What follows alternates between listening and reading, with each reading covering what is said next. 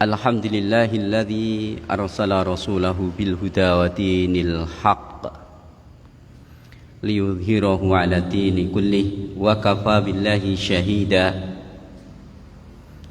Asyhadu an la ilaha illallah wahdahu la syarika lah imanan bihi wa tauhida wa asyhadu anna Muhammadan abduhu wa rasuluh wa sallallahu alaihi wa ala alihi wa ashabihi wa sallama tasliman mazida. Ya ayyuhalladzina amanu taqullaha haqqa tuqatih wa la tamutunna illa wa antum muslimun. Ya ayyuhan nasu taqu rabbakumul ladzi khalaqakum min nafsin wahidah wa khalaqa minha zawjaha wa batha minhuma rijalan katsiran wa nisaa'a wattaqullaha alladzi tasaaluna bihi wal arham innallaha kana 'alaikum raqiba. Ya ayyuhalladzina amanu taqullaha wa qulu qawlan sadida yuslih lakum a'malakum wa yaghfir lakum dhunubakum wa man yuti'illaha wa rasulahu faqad faza fawzan 'azima. Amma ba'du, fa inna asdaqal hadithi kitabullah wa khairal hadyi hadyu Muhammadin sallallahu alaihi wasallam wa syarrul umuri muhdatsatuha fa inna kulla muhdatsatin bid'ah wa kulla bid'atin dhalalah wa kulla dhalalatin finnar. Jamaah kaum muslimin wal muslimat rahimani wa rahimakumullah wa a'azzanallahu iyyakum. Alhamdulillah, pada malam ini kita bisa bertemu kembali melanjutkan mengkaji kitab tafsir, masih pada bagian muqaddimah yang disampaikan oleh Asy-Syaikh Abdul Qadir Al-Arnaud rahimahullah ta'ala. Dan pada malam ini sampai pada bagian dari keutamaan surah yang ada di dalam Al-Quranul Karim. Pada dasarnya Al-Quranul Karim seluruhnya itu memiliki keutamaan yang banyak. Siapapun orang yang membaca Al-Quranul Karim pastilah menambah pahala buat dirinya. Dan siapa yang mentadaburinya, memahaminya, maka akan bertambah hikmah dan ilmunya. Dan siapa yang menghafalnya dan mengamalkannya,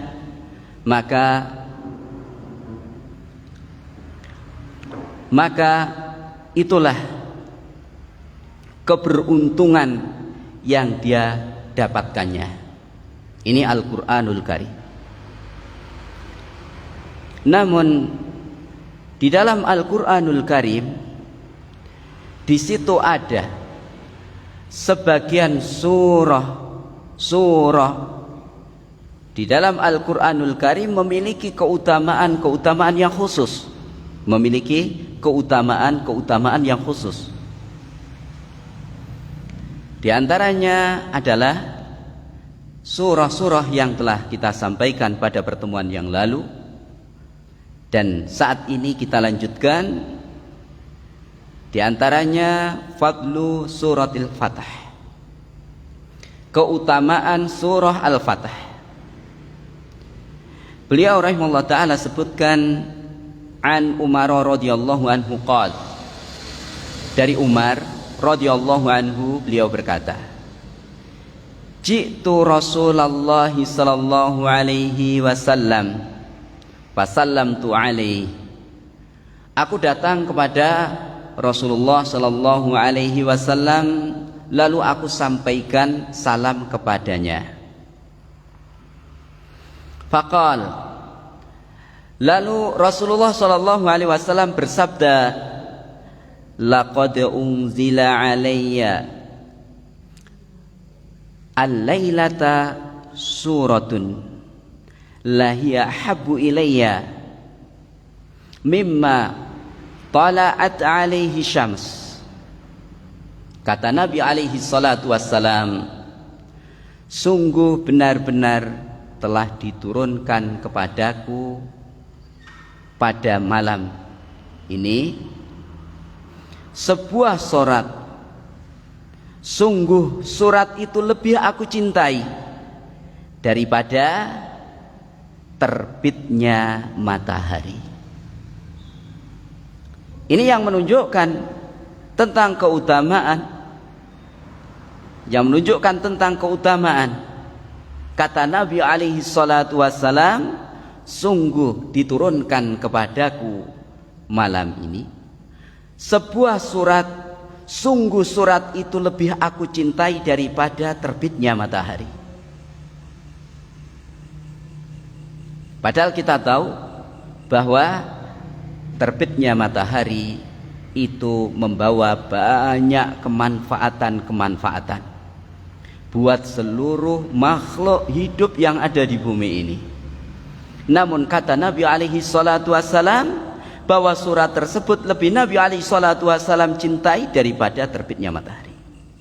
Tsumma qara'a, kemudian Nabi alaihi salatu wassalam membaca, inna fatahna laka fatham mubina. Sesungguhnya kami bebaskan, sesungguhnya kami berikan kemenangan buat kamu, fatham mubina, kemenangan yang nyata. Dan seterusnya ayat. Kenapa surah Al-Fatah ini dikatakan surah yang lebih Nabi alaihi salatu wasallam cintai daripada terbitnya matahari?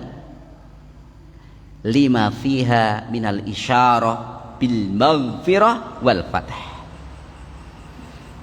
Karena di dalamnya terdapat isyarah berupa ampunan dan isyarah berupa kemenangan. Isyarah berupa maghfirah, yang Allah Ta'ala memberikan ampunan buat orang-orang mukmin, dan Allah Subhanahu wa Ta'ala menangkan kaum muslimin menghadapi orang-orang kafir. Tidak lama kemudian Allah Subhanahu wa Ta'ala bebaskan Makkah dari kekuasaan orang-orang kafir. Rawahu al-Bukhari fi sahihih. Telah meriwayatkan hadis ini Al-Imam Al-Bukhari di dalam kitab sahihnya.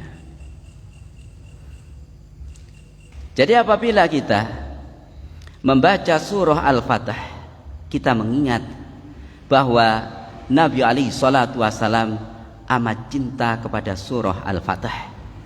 Dengan begitu maka kita mendapatkan sebagian dari pahala sunnah Rasulullah sallallahu alaihi wasallam. Kita mencintai sesuatu yang Rasulullah sallallahu alaihi wasallam cintai.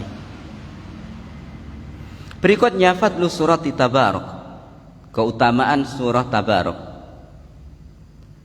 atau surah Al-Mulk. Qala Rasulullah sallallahu alaihi wasallam, Rasulullah sallallahu alaihi wasallam bersabda, inna suratan fil Qur'ani thalathuna ayah. Sesungguhnya satu surat yang di dalam Al-Qur'an jumlahnya 30 ayat, syafaat li sahibiha hatta ghufiralah, pasti memberikan syafaat bagi pemiliknya. Yang dimaksudkan pemiliknya orang yang membacanya dan juga mentadaburinya dan juga mengamalkannya. Orang yang membacanya, mentadaburinya, mengilmuinya, dan juga mengamalkannya. Surah tersebut memberikan syafaat kepada yang baca, mentadaburi, mengilmui, dan juga mengamalkannya. Hatta ghufiralah, hingga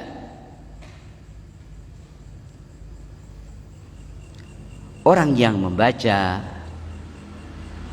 yang mentadaburinya, mengilmunya, mengamalkannya itu mendapatkan ampunan, benar-benar diampuni.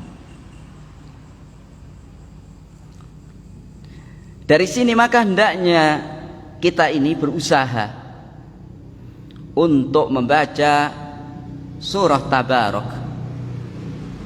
Tabarakalladzi biyadihil mulku wa huwa ala kulli syai'in qadir, dan seterusnya. Lalu juga kita fahami makna-maknanya, dan kita benar-benar mengamalkan isinya. Maka kita akan mendapatkan syafaat dengan izin Allah Subhanahu wa taala dari surat Tabarak. Wa hiya tabarakalladzi biyadihil mulku wa huwa ala kulli syai'in qadir. Rawahu Abu Dawud wa Tirmidzi wa ghairuhuma wa huwa haditsun shahihun. Telah meriwayatkan hadis ini Abu Dawud dan juga Al-Imam At-Tirmidzi dan juga selain keduanya, dan hadis ini adalah hadis yang sahih.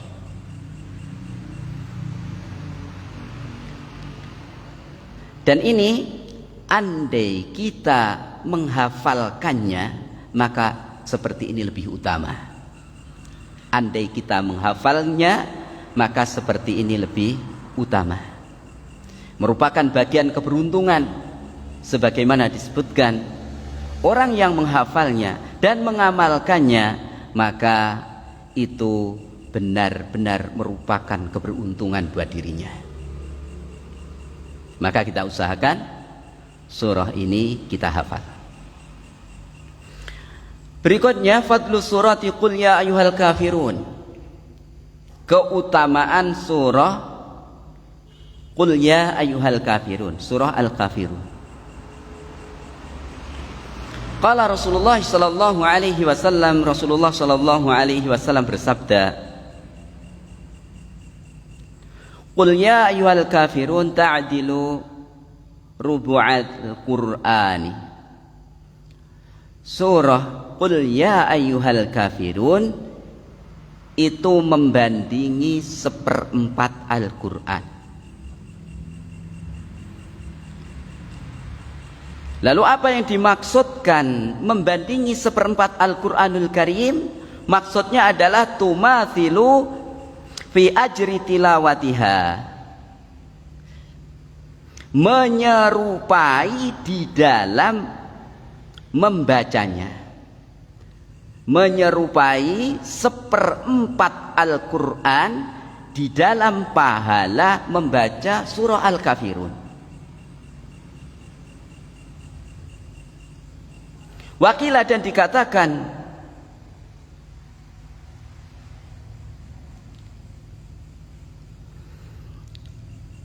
li'anna fis surah al-bara'ata minasyirki wa ahli, karena sesungguhnya di dalam surah Al-Kafirun itu terdapat berlepas diri dari kesyirikan dan juga para pelakunya. Ini sebagian di antara alasannya. Lidzalik tumathilu ar-rubu. Karena itu surah Al-Kafirun sebanding dengan 1/4 Al-Quranul Karim. Perhatikan bahwa al-bara'ah minasyirki wa ahli, bara'ah minasyirki wa ahli itu adalah sebagian daripada kandungan seluruh Al-Qur'anul Karim. Dan al-bara'ah minasyirki wa ahli itu merupakan salah satu dari konsekuensi syahadah yang kita baca. Yang pertama itu disebutkan ifradullah tabaraka ta'ala bil ibadah. Kemudian yang kedua al-bara'atu minasyirki wa ahli. Al-bara'atu minasyirki wa ahli. Kemudian yang ketiga, tidaklah menjadikan hakim pemutus di dalam menetapkan halal, haram, dan juga menetapkan syariat agama kecuali hanya kepada Allah Subhanahu wa ta'ala. Ada kalanya berdasarkan kitabnya Al-Qur'anul Karim atau berdasarkan lisan Rasulnya di dalam hadis-hadisnya yang sahih. Dan di situ disebutkan bahwa surah Al-Kafirun di dalamnya terdapat berlepas diri dari kesyirikan dan juga pelakunya. Maka ini bisa kita terapkan. Yang seperti ini bisa kita terapkan ketika kita menghadapi orang-orang kafir melaksanakan ritual-ritual agama, orang-orang musyrik melakukan ritual-ritual agama, maka hendaknya kita bersikap sebagaimana sikap Rasulullah Shallallahu Alaihi Wasallam atas perintah Allah Subhanahu wa ta'ala. Ini di dalam surah Al-Kafirun.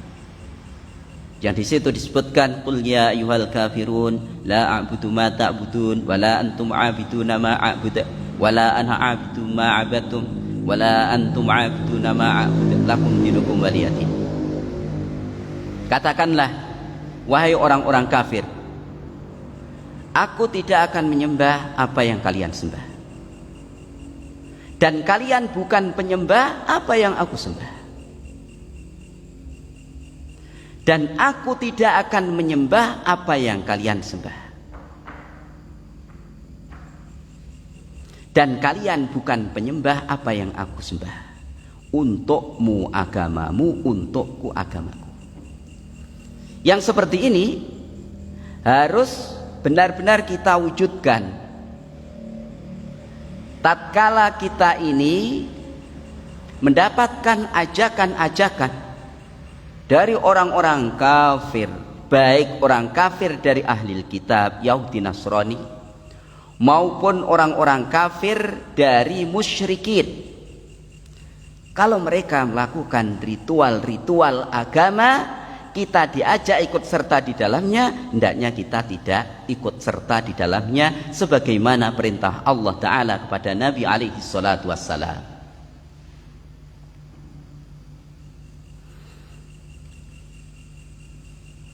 Kalau mereka itu melaksanakan hari ulang tahun kelahiran Tuhan mereka, maka hendaknya kita tidak ikut serta di dalamnya. Apakah membantu dengan harta, apakah membantu dengan tenaga, ataukah hanya ikut serta di dalamnya, atau mungkin dengan mengucapkan selamat kepada mereka. Itu termasuk bagian perkara yang terlarang, hukumnya haram. Bahkan itu bisa jatuh di dalam kekafiran kalau mengakui hari ulang tahun kelahiran Tuhan. Na'udzubillah. Sedangkan Allah Subhanahu wa ta'ala telah menyatakan laqad kafaral ladzina qalu innallaha tsalitsu tsalatsah. Sungguh telah kafir orang-orang yang telah mengatakan innallaha tsalitsu tsalatsah, sesungguhnya Allah itu satu di antara tiga, dengan istilah lain Trinitas. Dan itu diyakini oleh mereka. Demikian juga tatkala mereka orang-orang musyrikin melakukan ritual-ritual kesyirikan, maka yang seperti itu hendaknya kita hindari. Jangan sampai kita ikut serta di dalamnya. Apakah kita membantu dengan harta, apakah membantu dengan tenaga, atau hanya sekedar ikut serta di dalamnya. Karena itu termasuk bagian keharaman. Dan apabila kita membaca surah Al-Kafirun, pahalanya sebanding dengan kita membaca 1/4 Al-Quran secara keseluruhan. Dan kalau kita praktekkan benar-benar, maka kita mesti telah berlepas diri, tidak ikut serta, tidak membantu kesyirikan dan juga para pelaku kesyirikan. Kita tidak mungkin membantu kekafiran dan para pelaku kekafiran. Ini sebagian dari keutamaan surah Al-Kafirun. Maka ini pun juga disebutkan ya, surah Al-Ikhlas, disebutkan juga surah Al-Ikhlas. Akan tetapi di sini adalah Al-Ikhlas ya, di dalam penerapan berlepas diri dari kesyirikan dan para pelakunya. Berikutnya fadlu surati Qul huwallahu ahad. Keutamaan surah Al-Ikhlas, surah Qul huwallahu ahad. Qala al-mu'allif rahimahullah ta'ala an Abi Sa'idin Al-Khudri radhiyallahu anhu, dari Abi Sa'id Al-Khudri radhiyallahu anhu,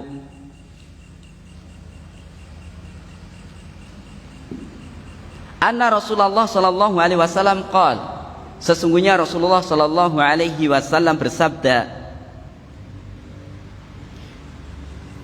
fi qul huwallahu ahad, tentang qul huwallahu ahad, tentang surah Al-Ikhlas.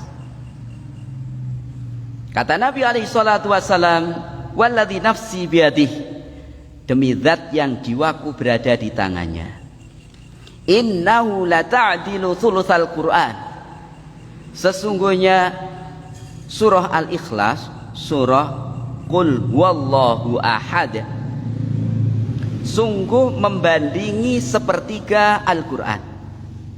Rawahul Bukhari fi sahihi.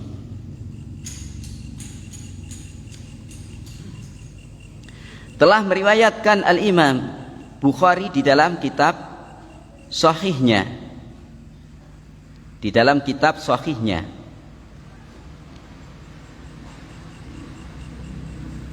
Wa Nabi Hurairah radhiyallahu anhu, dan dari Abi Hurairah radhiyallahu anhu, anna Rasulullah sallallahu alaihi wasallam qala, sesungguhnya Rasulullah sallallahu alaihi wasallam bersabda, qul huwallahu ahad ta'dilu thulutsal Qur'an. Surah Al-Ikhlas qul huwallahu ahad membandingi sepertiga Al-Qur'an. Rawahu Muslim fi sahihi. Lalu apa yang dimaksud surah Al-Ikhlas membandingi sepertiga Al-Quranul Karim? Yang dimaksudkan adalah tumathilu fi ajri tilawatih, membandingi di dalam pahala membacanya. Kalau kita membaca surah Al-Ikhlas sebanyak 3 kali, maka kita mendapatkan pahala semisal membaca Al-Quranul Karim secara keseluruhan. Membaca Al-Quranul Karim secara keseluruhan. Lalu apa alasannya bahwa membaca surah yang begitu pendek membandingi sepertiga Al-Quranul Karim? Qila, dikatakan li'annaha tashtamilu ala tauhidi wal ahkami syar'iyyati wal akhlaqi. Karena sesungguhnya mengandung at-tauhid, sedangkan Al-Qur'anul Karim itu mengandung at-tauhid, hukum-hukum syariah dan juga akhlak. Wat tauhidu thuluthuhu, sedangkan at-tauhid adalah sepertiganya. Ini sebagian di antara alasan bahwa kita membaca surah Al-Ikhlas, Qul huwallahu ahad, Allahus samad, lam yalid wa lam yulad wa lam yakul lahu kufuwan ahad, membandingi sepertiga Al-Qur'an. Lalu pertanyaannya, apakah kita cukup membaca surah Al-Ikhlas saja untuk mengkhatamkan Al-Quran? Tidak. Kita tetap memiliki kewajiban untuk mempelajari, membaca Al-Quran mulai dari awal hingga akhir. Itu kewajiban kita. Akan tetapi sehubungan dengan pahala, membaca surah Al-Ikhlas memiliki pahala yang amat sangat besar. Dan Rasulullah Shallallahu Alaihi Wasallam mensyariatkan kepada kita waktu-waktu yang Rasulullah Shallallahu Alaihi Wasallam khususkan. Di antaranya adalah ketika kita sehabis sholat. Di antaranya sehabis sholat maghrib disyariatkan membaca surah Al-Ikhlas itu sebanyak 3 kali. Kemudian juga disyariatkan kita membaca surah Al-Falaq sebanyak 3 kali. Dan disyariatkan membaca surah An-Nas sebanyak 3 kali. Salah satu di antaranya adalah membaca surah Al-Fatihah. Saya ulangi, bukan surah Al-Fatihah. Salah satu di antaranya adalah membaca surah Al-Ikhlas. Qul a'udzu qul huwallahu ahad. Ini salah satu di antaranya. Qul huwallahu ahad. Kemudian sesudah kita melaksanakan sholat isya disyariatkan baca sekali. Sehabis sholat subuh disyariatkan kita baca 3 kali. Sehabis sholat maghrib sekali, sehabis sholat asar juga sekali. Dan masih disyariatkan pula kita membaca ketika akan tidur. Kita baca ketika akan tidur. Al-Ikhlas sebanyak 3 kali. Al-Falaq sebanyak 3 kali. An-Nas sebanyak 3 kali. Demikian juga zikir pagi dan sore. Al-Adhkar Sobah wal Masa, salah satu di antaranya adalah membaca surah Al-Ikhlas sebanyak 3 kali. Al-Falaq 3 kali, An-Nas juga 3 kali. Dari situ maka kita mendapatkan pahala yang amat sangat banyak sekali. Berapa kali kita mendapatkan nilai seperti membaca Al-Quran secara penuh pahalanya. Nilai pahalanya seperti membaca Al-Quran secara penuh. Ketika sehabis sholat subuh 3 kali mendapatkan pahala seperti mengkhatamkan Al-Quran. Sesudah itu mungkin kita baca 3 kali lagi, disertakan pada Al-Adhkar As-Sobah, zikir-zikir pagi, maka kita mendapatkan pahala seperti mengkhatamkan Al-Quran.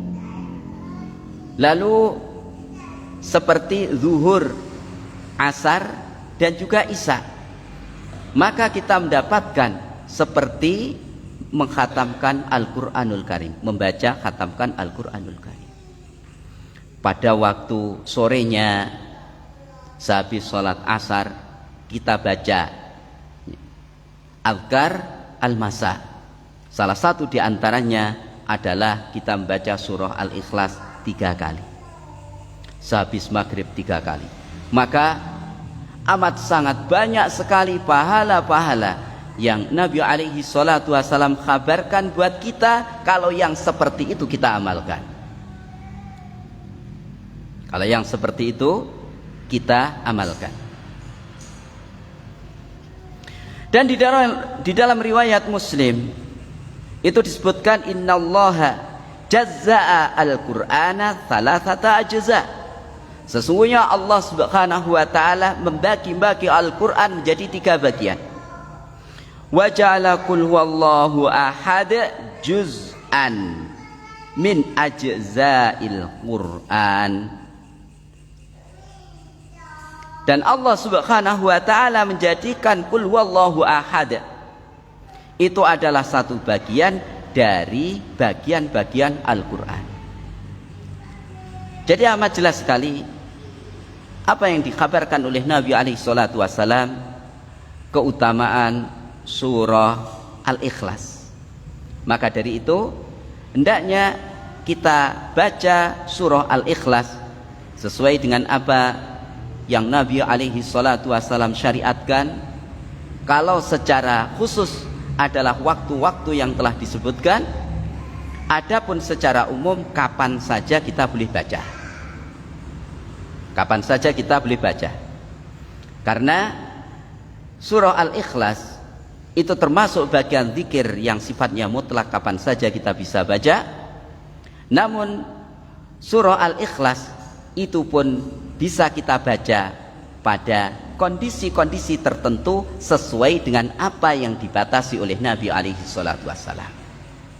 Sehabis sholat fardu, ketika baca zikir pagi dan sore, ketika akan tidur, maka yang seperti itu bisa kita baca. Adapun kalau toh mungkin kita mengkhususkan pada acara-acara tertentu, maka hendaknya kita kembalikan kalau memang ada dalil yang sahih dari Nabi alaihi salatu wasalam sehubungan dengan praktek baca surah Al-Ikhlas, maka yang seperti itu bisa kita amalkan. Adapun kalau tidak ada dalil yang menunjukkan kekhususan surah Al-Ikhlas dibaca pada acara-acara tertentu, maka hendaknya yang seperti itu tidak kita laksanakan. Selanjutnya di dalam hadis yang telah kita baca terdapat penjelasan keutamaan surah Al-Ikhlas.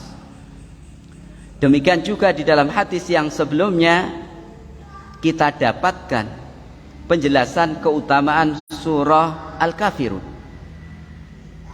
Dan di dalam hadis ini juga terdapat si'atu azimi fadlillahi ta'ala ala ibadih, keluasan keagungan keutamaan Allah Ta'ala yang Allah Ta'ala berikan kepada hamba-hambanya, bi an ja'ala suratan qasiratan ta'dilu thulutsal Qur'an wa ukhra ta'dilu rubu'ahu. Bahwa Allah Subhanahu wa taala jadikan surah yang pendek yang membandingi pahalanya membaca sepertiga Al-Qur'anul Karim, dan yang lain yaitu surah Al-Kafirun. Membacanya pahalanya membandingi 1/4 Al-Qur'anul Karim. Wa fihi al-hath alantihazil hasanati wal istizadati minha. Dan di dalam hadis itu juga terdapat motivasi mengambil kebaikan-kebaikan yang banyak dan juga meningkatkan kebaikan-kebaikan.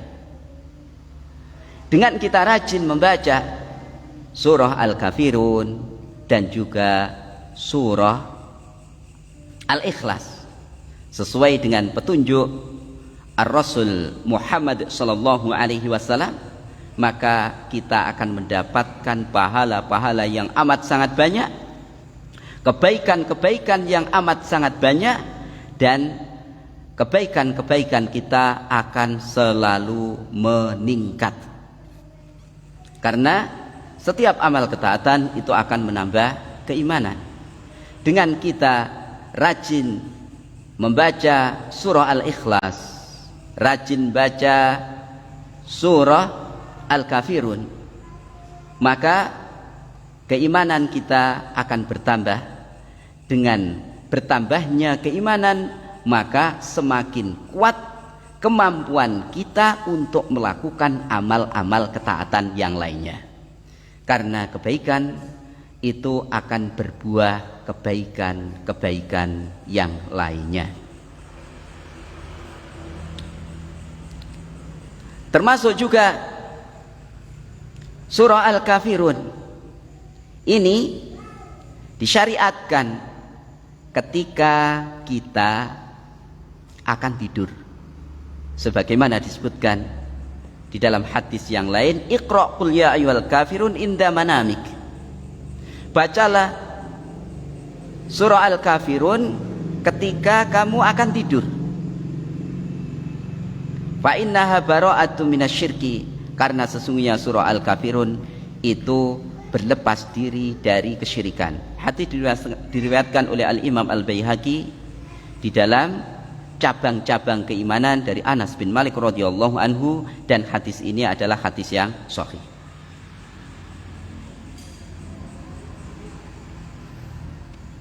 Berikutnya fadlu al-mu'awwidhataini, keutamaan dua surat perlindungan. Dua surat perlindungan. Apa yang dimaksudkan al-mu'awwidhatain adalah surah Al-Falaq dan juga surah An-Nas. An Uqbah bin Amir radhiyallahu anhu, dari Uqbah bin Amir radhiyallahu anhu, anna Rasulullah sallallahu alaihi wasallam qala, sesungguhnya Rasulullah sallallahu alaihi wasallam bersabda,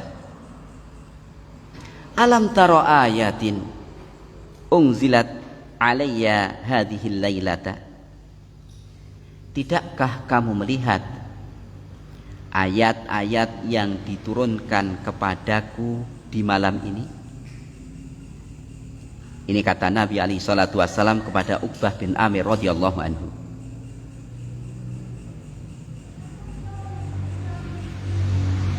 Lam yura mithluhunna qattun, tidaklah diperlihatkan semisal ayat-ayat itu sama sekali. Qul a'udzu birabbil falaq wa qul a'udzu birabbin nas, surah Al-Falaq dan juga surah An-Nas. Rawahu Muslim fi shahihi, telah meriwayatkan Imam Muslim di dalam kitab sahihnya. An Uqbah bin Amir radhiyallahu anhu aidha qala, dari Uqbah bin Amir radhiyallahu anhu juga beliau berkata, baina ana asiru ma'a Rasulillah sallallahu alaihi wasallam baina Juhfah wal Abwa, tatkala aku berjalan bersama Rasulullah sallallahu alaihi wasallam antara daerah Juhfah dan daerah Abwa, idh wasyatna rihun wa zulmatun syadidatun, tiba-tiba menyelimuti kami atau menimpa kepada kami angin dan kegelapan yang amat sangat. Angin dan kegelapan yang amat sangat. Ini cerita dari Uqbah bin Amir radhiyallahu anhu. Ketika Uqbah bin Amir berjalan bersama Rasulullah sallallahu alaihi wasallam di waktu malam antara Juhfah dan Abwa, tiba-tiba angin dan kegelapan yang amat sangat menimpa kepada Uqbah bin Amir dan juga Rasulullah sallallahu alaihi wasallam. Faja'ala Rasulullah sallallahu alaihi wasallam yata'awwadzu bi qul a'udzu birabbil falaqi wa qul a'udzu birabbin nas. Lalu mulailah Rasulullah sallallahu alaihi wasallam berlindung dengan membaca surah Al-Falaq dan membaca surah An-Nas. Perhatikan jamaah rahimani wa rahimakumullah wa azanallahu wa iyyakum. Tatkala malam gelap, di situ akan memungkinkan ada makhluk jahat akan berbuat jahat kepada kita. Dalam kondisi yang seperti itu, maka kita bisa membaca surah Al-Falaq dan juga surah An-Nas. Kita baca berkali-kali dan tidak menutup kemungkinan bahwa diri kita pada suatu saat itu mendapatkan gangguan dari asyaiton dari jenis jin. Asyaiton dari jenis jin. Yang asyaiton itu menakut-nakuti kita. Terbukti ada angin malam, ada hembusan angin malam, di dalam kegelapan malam kemudian muncullah rasa takut, keringat dingin muncul, rasa merinding itu terjadi pada tubuh kita. Bertanda di situ ada asyaiton dari jenis jin yang di situ mengganggu kepada diri kita. Maka kita tidak boleh takut. Dalam kondisi yang seperti itu kita nggak boleh takut. Kita harus ingat kepada Allah Subhanahu wa taala. Bahwa yang memberikan perlindungan adalah Allah. Allah Maha Besar, Allah Maha Kuat. Adapun yang lain itu kecil dan lemah. Dan kita praktekkan apa yang diajarkan oleh Nabi alaihi salatu wasallam di saat diterpa angin di malam hari. Cuaca amat sangat gelap gulita. Nabi alaihi salatu wasallam baca surah Al-Falaq dan juga surah An-Nas. Pertanyaannya, kalau membaca itu tetap merinding dan memiliki rasa takut bagaimana? Apakah kita berhenti? Tidak. Kita harus yakin apa yang diajarkan oleh Rasulullah SAW benar adanya. Kita harus mengimani dan kita harus yakini bahwa hanya Allah Subhanahu wa taala yang memberikan perlindungan kepada kita. Dan ini sudah kita praktekkan.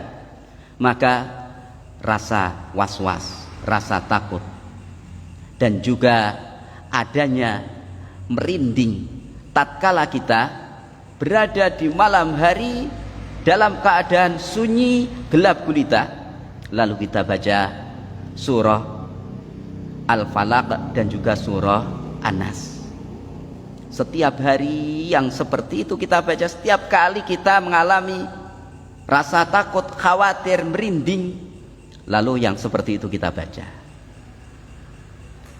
maka asyaiton itu akan mengecil dan pergi meninggalkan diri kita. Kalau suatu saat nanti akan muncul kembali, maka kita lawan dengan muawwidzatain, surah Al-Falaq sama surah An-Nas. Jangan kita sekali-kali datang kepada paranormal atau datang kepada dukun. Jangan sampai kita datang kepada dukun. Karena dukun itu tidak bisa memberikan perlindungan kepada kita. Ini jangan sampai. Hendaknya kita menghindari minta perlindungan, minta penjagaan kepada dukun. Karena kita datang kepada dukun, ancamannya berat. Sebagaimana dikhabarkan oleh Nabi alaihi salatu wassalam.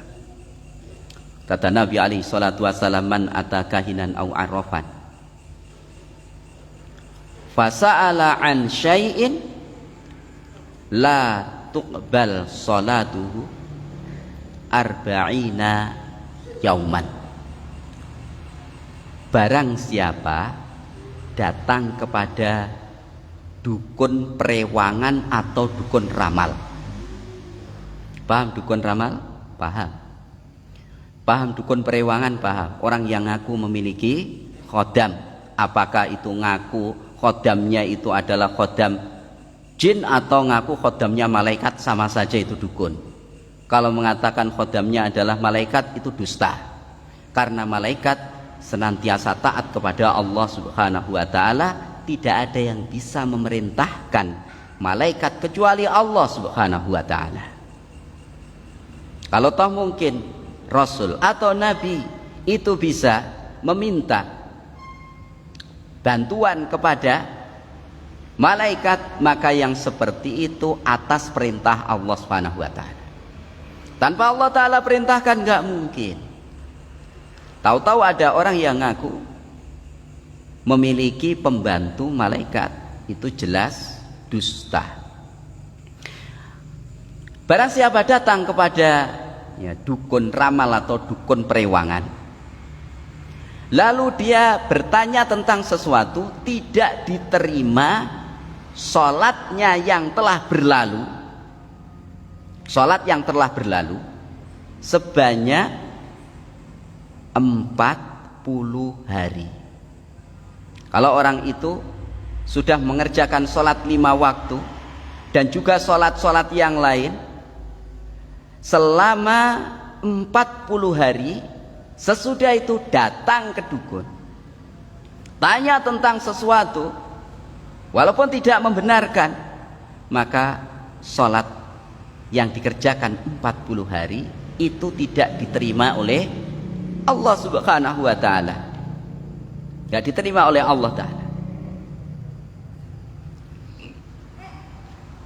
Wa man ata kahinan au arrafan fasaddaqahu bima yaqul faqad kafara bima unzila ala Muhammadin sallallahu alaihi wasallam. Kata Nabi alaihi salatu wasallam, barang siapa mendatangi dukun perewangan atau dukun ramal, lalu dia membenarkan perkataan sang dukun, maka sungguh dia telah mengkufuri wahyu yang diturunkan kepada Nabi Muhammad sallallahu alaihi wasallam. Kenapa? Karena para dukun itu telah dinyatakan para pendusta yang mengaku mengetahui perkara gaib, sedang orang yang mengaku perkara gaib adalah orang itu telah jatuh di dalam kekafiran. Orang yang membenarkan orang-orang yang mengaku mengetahui perkara gaib selain Allah Subhanahu wa ta'ala, maka orang itu pun juga jatuh di dalam kekafiran, fal iyadzubillah.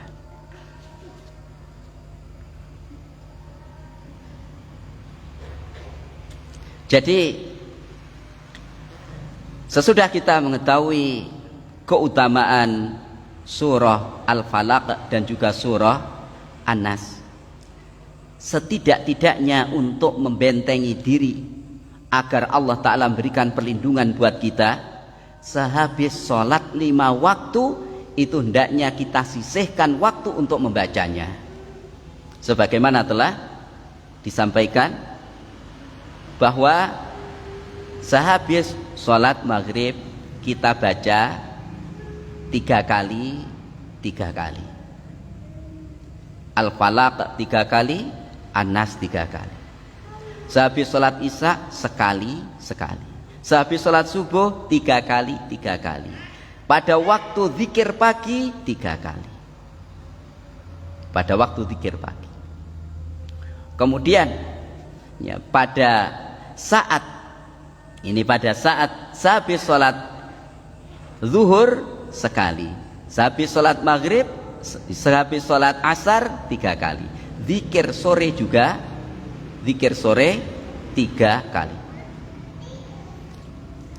Kemudian ketika mau tidur juga 3 kali. Dan masih bisa kita tambahkan di saat-saat kita mungkin mendapatkan bisikan-bisikan asyaiton.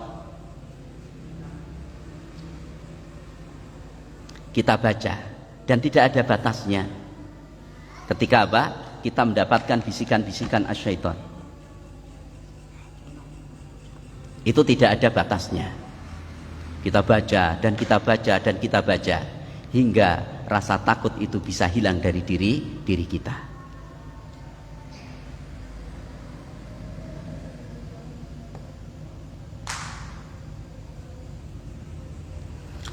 Wa yaqul, dan Nabi alaihi salatu wassalam perintahkan kepada Uqbah bin Amir, ya Uqbata ta'awwadz bihima, wahai Uqbah, berlindunglah kamu dengan perantaraan 2 surah itu.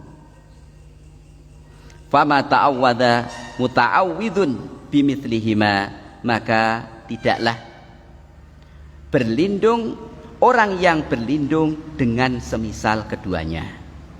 Rawahu Abu Dawud fi sunanihi, telah meriwayatkan hadis ini Al-Imam Abu Dawud di dalam kitab sunannya, wa huwa haditsun shahihun, dan hadis itu adalah hadis yang sahih. Jamaah rahimani wa rahimakumullah wa azanallahu iyyakum. Jadi sesudah kita mengetahui, saya ulangi sekali lagi, jangan kita datang ke dukun. Kalau toh mungkin kita mendapatkan gangguan-gangguan dari asyaiton, dari jin, maka hendaknya kita yakin di dalam membaca 2 surah yang ada. Dengan begitu maka kita akan terbebas dari gangguan asyaiton. Selain itu, Nabi alaihi salatu wassalam tatkala disihir oleh Labid bin Aqsam al-Yahudi, menginginkan Nabi alaihi salatu wassalam menderita, bahkan menginginkan kematian Nabi alaihi salatu wassalam. Itu sifat orang Yahudi. Maka surah Al-Falaq dan juga surah An-Nas ini bisa dipakai untuk melepaskan sihir, bisa dipakai untuk melepaskan sihir. Nabi alaihi salatu wassalam disihir oleh Labid bin Aqsam al-Yahudi, seakan-akan mengerjakan sesuatu, sedangkan Nabi alaihi salatu wasallam enggak berbuat apa-apa. Dibayangkan hubungan suami istri. Itu Nabi alaihi salatu wasallam. Lalu didatangi oleh 2 malaikat, satu di dekat kaki, yang satu di dekat kepala.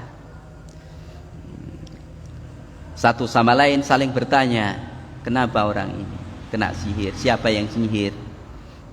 Labid bin Aqsam. Lalu sihirnya diletakkan di mana? Diletakkan di sumur mati.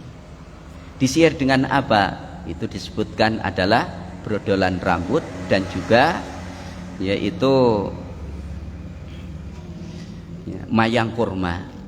Diikat, itu diikat dengan daun pacar, diikat dan diletakkan di bawah sumur mati, di dalam sumur mati, ditindih dengan batu.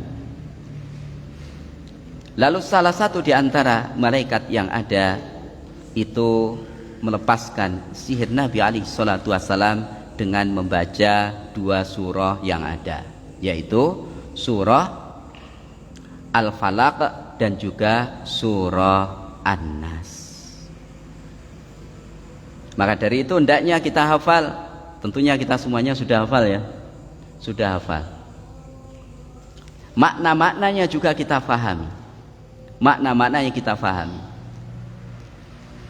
Dan kita meyakini sebagaimana Nabi alaihi salatu wasallam meyakininya, dan Nabi alaihi salatu wasallam telah lepas dari sihir, dan juga Nabi alaihi salatu wasallam lepas dari gangguan asyaiton, dan Nabi alaihi salatu wasallam pun memerintahkan kepada salah seorang sahabat, Uqbah bin Amir radhiyallahu anhu, untuk berlindung dengan perantaraan 2 surah yang ada. Gimana? Kita lanjutkan? Ya. Dilanjutkan sedikit lagi gitu ya.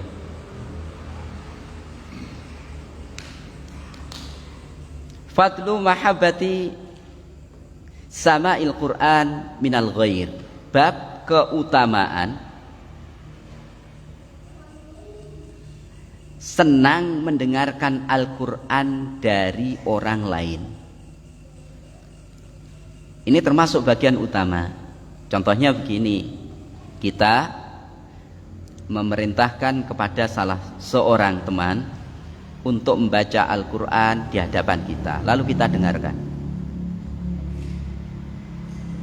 Ini termasuk bagian keutamaan berdasarkan hadis an Abdullah bin Mas'ud radhiyallahu anhu qala, dari Abdullah bin Mas'ud radhiyallahu anhu, beliau berkata, qala li an-nabiy sallallahu alaihi wasallam, berkata kepadaku Nabi sallallahu alaihi wasallam, iqra alayya al-Qur'an. Nabi alaihi salatu wasallam berkata kepada Abdullah bin Mas'ud, bacakan Al-Quran kepadaku. Ini Nabi sallallahu alaihi wasallam yang memerintahkan kepada Abdullah bin Mas'ud, ingin mendengarkan bacaan Al-Quran dari Abdullah bin Mas'ud. Faqultu, lalu aku berkata, kata Abdullah bin Mas'ud, ya Rasulullah, aqra'u alaika wa alaika unzil. Wahai Rasulullah, aku bacakan Al-Quran kepada kamu, sedangkan Al-Quran diturunkan pada dirimu. Qal, Nabi alaihi salatu wassalam bersabda, inni uhibbu an asma'ahu min ghairi. Sesungguhnya aku menyukai untuk mendengarkan Al-Quran dari selainku. Dari selainku. Memang kadang orang membaca Al-Quran sendirian itu tidak meresap. Namun ketika yang membacakan adalah orang lain, itu lebih meresap di dalam hati. Lebih meresap di dalam hati. Dan orang membaca Al-Quran, ya dibaca gitu saja, itu enggak seberapa ya terasa. Akan tetapi ketika yang baca orang lain itu akan terasa. Faqara'tu alaihi suratan Nisa. Lalu kata Abdullah bin Mas'ud, aku bacakan pada Nabi surah An-Nisa.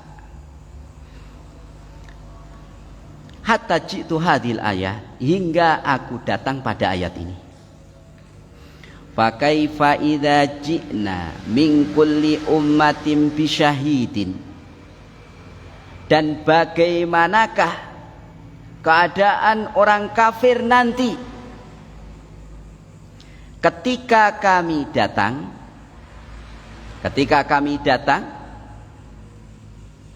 membawa saksi dari setiap umat, waji'na bika ala haula'i syahida, dan kami datangkan kamu wahai Muhammad sallallahu alaihi wasallam menjadi saksi orang-orang ini.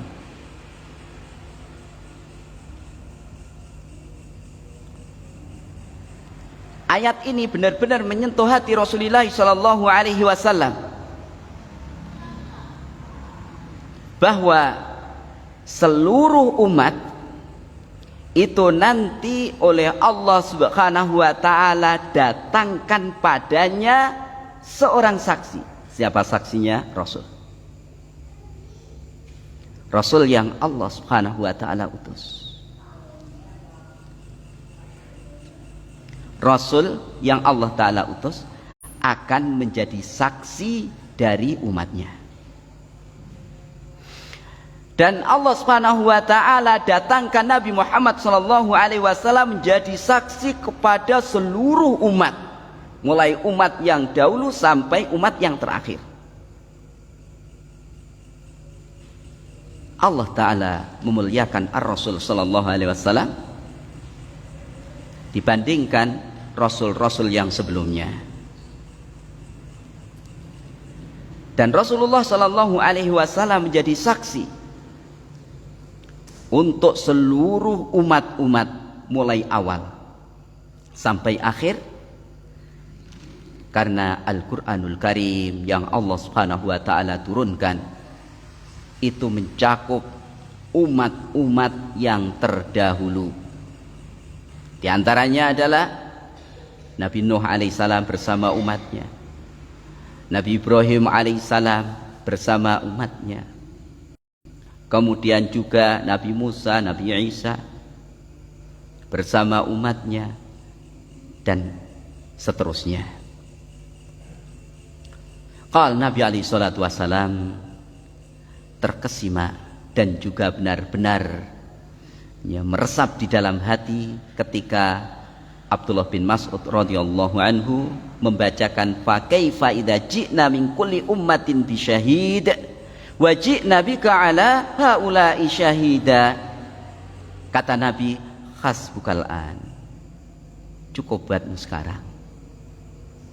Faltafattu ilaihi, lalu aku menoleh kepada Nabi alaihi salatu wasallam. Kata Abdullah bin Mas'ud, fa idza ainahu tadrofan, tiba-tiba kedua mata Nabi alaihi salatu wasallam mencucurkan air mata. Ini seseorang ketika membaca sendiri mungkin tidak bisa mencucurkan air mata, namun ketika ada orang lain yang membacakannya, air mata itu bisa bercucuran. Rawahul Bukhari wa Muslim fi sahihayhima, telah meriwayatkan hadis ini Al-Imam Bukhari dan juga Al-Imam Muslim di dalam dua kitab sahih keduanya. Yang lain lagi, wa Anas bin Malik radhiyallahu anhu anna Rasulullah sallallahu alaihi wasallam qala, dari Anas bin Malik radhiyallahu anhu sunnya Rasulullah sallallahu alaihi wasallam bersabda, li Ubay bin Ka'ab radhiyallahu anhu, kepada Ubay bin Ka'ab radhiyallahu anhu. Ini keutamaan Ubay bin Ka'ab. Innallaha amarani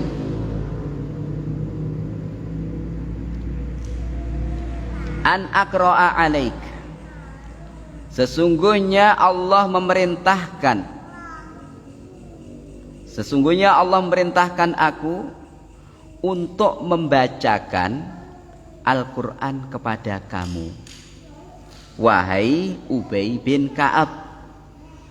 Qala, Ubay bin Ka'ab berkata, Allahu sammani lak, apakah Allah Subhanahu wa taala sebutkan diriku kepadamu? Menyebutkan diriku kepadamu. Qal, Rasulullah menjawab, Allahu sammakali, Allah Subhanahu wa taala menyebut dirimu kepadaku. Ubay bin Ka'ab ini termasuk salah seorang sahabat yang Allah Subhanahu wa taala memerintahkan kepada Nabi alaihi salatu wasallam secara khusus agar membacakan Al-Qur'an kepada Ubay bin Ka'ab. Qala faja'ala Ubay yabki. Anas bin Malik radhiyallahu anhu melanjutkan ceritanya, melihat Ka'ab bin Malik ketika mendengar Nabi berkata Allahu sammakali, Allah Subhanahu wa taala menyebut dirimu padaku, lalu Ubay bin Ka'ab mulai menangis karena Allah Subhanahu wa taala menyebutkan secara khusus nama Ubay bin Ka'ab kepada Nabi alaihi salatu wasallam, dan secara khusus pula Nabi alaihi salatu wasallam oleh Allah taala perintahkan untuk membacakan Al-Qur'an kepada Ubay bin Ka'ab. Mungkin cukup sampai di sini kajian pada malam ini. Sebelum kita tutup, apa ada pertanyaan, kami persilakan.